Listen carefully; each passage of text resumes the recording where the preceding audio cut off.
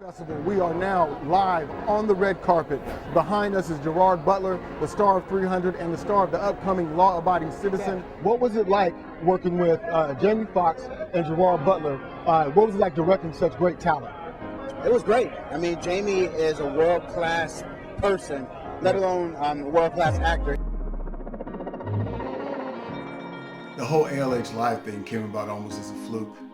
In 2009, I was doing a national tour of bookstores to promote my novel, and I was live streaming these events. An actor had caught one of my live streams and inquired through a mutual friend as to whether or not I'd be interested in doing celebrity interviews. It was an interesting challenge. I was up for it, but I had some hesitations.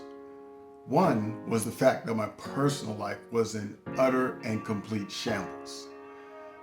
I had a wonderful woman in my life at the time, and I was probably 7 years removed from being released from prison, and I was still caught up in that, making up for lost time, so I was not invested in a relationship at all.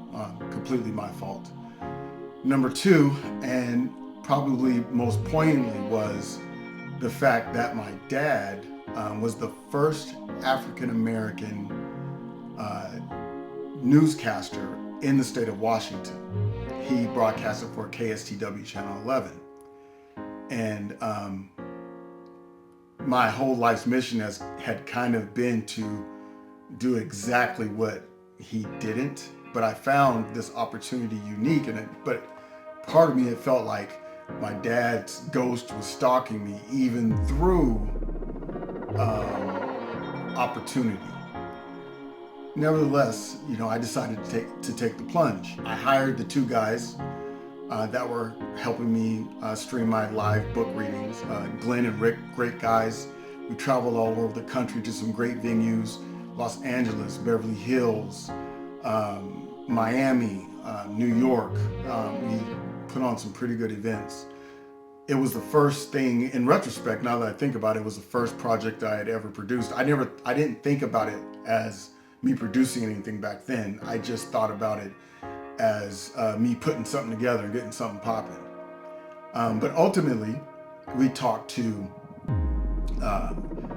multi-platinum, Grammy Award-winning music artists, Super Bowl champions, Academy Award-winning actors, well-known character actors, award-winning film directors.